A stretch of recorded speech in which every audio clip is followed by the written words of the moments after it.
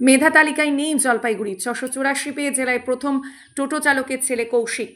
মাধ্যমিক পরীক্ষার ফল প্রকাশের পর দেখা যায় জলপাইগুড়ি জেলা থেকে মেধা তালিকায় কেউ স্থান পায়নি। তবে 684 পেয়ে জেলায় মাধ্যমিক পরীক্ষায় প্রথম স্থান অধিকার করেছে জলপাইগুড়ি সোনাউল্লাহ হাই স্কুলের ছাত্র কৌশিক ঘোষ। কৌশিকের বাবা পেশায় টোটো চালক, পাশাপাশি বাড়িতে ছোট মুদি রয়েছে তাদের। এমনকি রুটি রুজির টানে কৌশিকের বাবাকে ক্যাটারিংয়ের কাজও করতে হয়। তবে কৌশিকের পড়াশোনায় কোনো খামতি রাখেননি তার বাবা।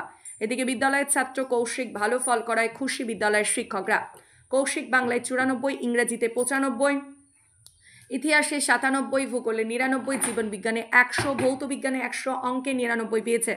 কৌশিক জানে তার প্রাপ্ত নাম্বারে সে খুশি, তবে আর 2 নম্বর বেশি পেলে মেধা তালিকায় স্থান থাকতো এবং এর ফলে বিদ্যালয়ের নাম আরও উজ্জ্বল হতো। তাদের ছোট্ট একটি মুদির দোকান রয়েছে এবং তার বাবা টোটো চালালেও তার পড়াশোনার খরচের ক্ষেত্রে কোনো খামতি রাখেনি। প্রতিটি বিষয়ের জন্য আলাদা আলাদা গৃহশিক্ষক ছিল কৌশিকের। আগামী দিনে বিজ্ঞান নিয়ে পড়ে ডাক্তার হওয়ার ইচ্ছে রয়েছে কৌশিকের। ভাই কি নাম তোমার? নমস্কার, আমার নাম কৌশিক ঘোষ। আমি সোনাউল্লাহ উচ্চ মাধ্যমিক বিদ্যালয় থেকে 2025 সালে মাধ্যমিক পরীক্ষা দিয়েছিলাম। ফলাফল কি এসেছে তোমার রেজাল্ট?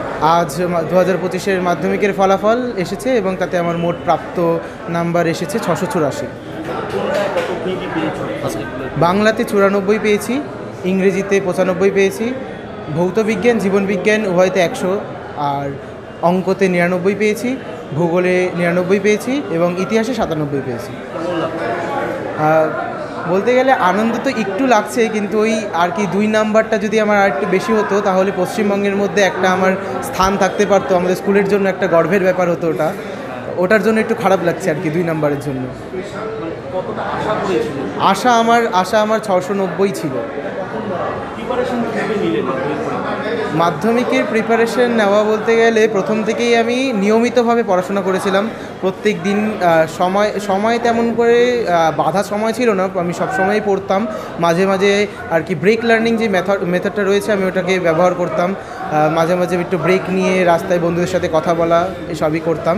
এবং আমি ভোরবেলায় পড়াটার থেকে রাত্রিবেলায় পড়াটাকে বেশি প্রেফার করতাম। আমার রাত্রিবেলা পড়াটা বেশি ভালো হতো আর কি। শিক্ষক কটা ছিল তোমার?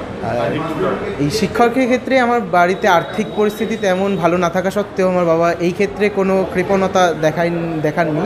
আমার যেরকম দরকার পড়েছে প্রত্যেকটা সাবজেক্টের একটা করে টিচার ছিল। বাবা কি করে? বাবা আমার টোটো চালান এবং বাবার একটা আমাদের পাড়াতেই ছোট একটা মুদির দোকান রয়েছে এবং মাঝে মাঝে ক্যাটারিংয়ের কাজেও যান।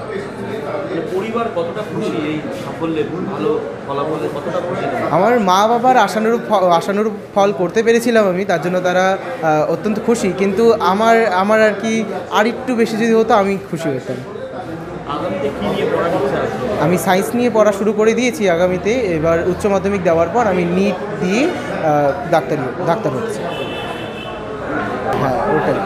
উচ্চ মাধ্যমিকেও আমি এর থেকে আরও বেশি ভালো ফল করতে চাই, কারণ এই উচ্চ মাধ্যমিকে এখন সব বিষয়গুলো আমার পছন্দের, আমার সবই একদম পছন্দের বিষয়। এই পছন্দের বিষয়গুলোকে প্রত্যেক দিন নিয়মিতভাবে পড়াশোনা করে যতটা সম্ভব আমি আমার 100% দেওয়ার চেষ্টা করব।